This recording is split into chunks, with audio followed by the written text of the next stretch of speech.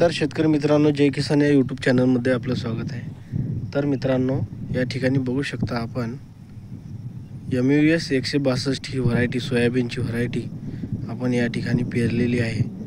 तर मित्रांनो, ही व्हरायटी जी आहे तुरीमध्ये पेरून आपण 6 तास या ठिकाणी 14 इंचावर 6 तास आपण सोयाबीनची घेतलेली आहेत आणि त्याच्यानंतर एक तुरीची घेतलेली आहे ट्रॅक्टरच्या सहाय्यानं। तर बघू शकता 6 तासमध्ये सोयाबीन आणि 1 तास तूर ही आहे। तूर ही बघू शकता छोटे छोटे। तर अशा पद्धतीनं आपण पेरलेलं आहे। तर ही व्हरायटी एकरी 12 क्विंटल तुरीमध्ये ॲव्हरेज दिलेली आहे गेल्या वर्षी, आणि बेडवर पण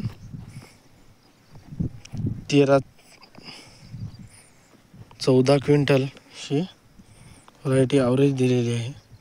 तर त्याच्यामुळं आपण हे तुरीमध्ये 3 एकर क्षेत्रावर MUS 162 ही व्हरायटी आपण पेरलेली आहे, आणि त्याच्यानंतर 1 एकर क्षेत्रावर आपण सेपरेट हिला पेरलेलं आहे।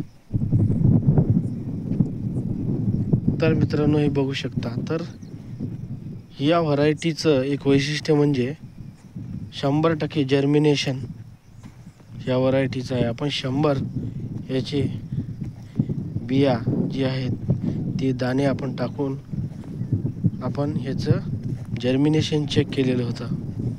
तर मित्रांनो, कुठलंही बी याचं वाया गेलेलं नाही। आपण बियाणं अगोदर याचं दुरुस्त करून घेतलं आहे, त्याच्यानंतर आपण हे जर्मिनेशन टेस्टिंग केलेलं आहे। तर ही उगवण क्षमता याची खूप फास्ट आहे। तर MUS 162 आणि रुची 1001 याचं जर्मिनेशन खूप फास्ट आहे मित्रांनो। तर अशा व्हरायटी कशाही पद्धतीनं आपण पेरलं आणि पाऊस कमी जास्त झाला तरी ह्या व्हरायटी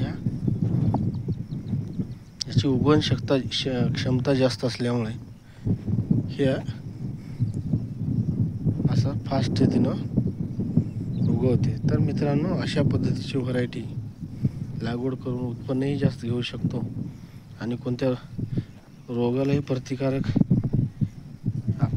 प्रतिकारक क्षमता असल्यामुळं हे उत्पन्नही जास्त होईल। तर आपण या वेळोवेळी व्हिडिओच्या माध्यमातून याचं पूर्ण निघेपर्यंत आपण हे टाकणार आहोत। व्हिडिओच्या माध्यमातून आपण टाकू याची प्रत्येक अवस्था, तर आणि जास्तीत जास्त उत्पन्न कसं येईल हे आपण या व्हिडिओच्या माध्यमातून सांगत असतो। लगेच आपण आता याला पेरून 6 दिवस झालेले आहेत मित्रांनो। तर याच्यानंतर आपण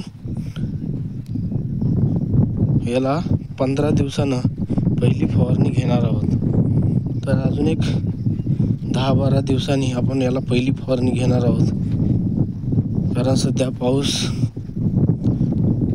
उघडलेला आहे। पाऊस पडल्यावर आणि एक 15 ते 20 दिवसाचं पीक झाल्यावर आपण याला पहिली फवारणी घेणार आहोत। पहिल्या फवारणीमध्ये आपण मित्रांनो हुमिक जेल हे 99%चं 98% 99%चं हे घेणं आवश्यक आहे।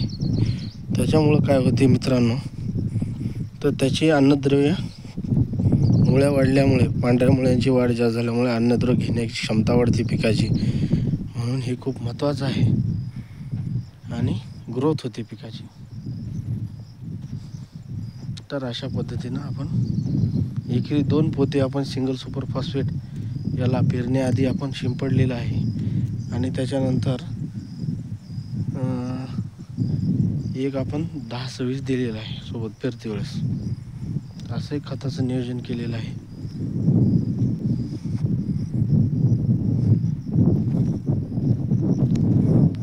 व्हिडिओ आवडल्यास लाईक करा, चॅनलला सबस्क्राईब करा। धन्यवाद।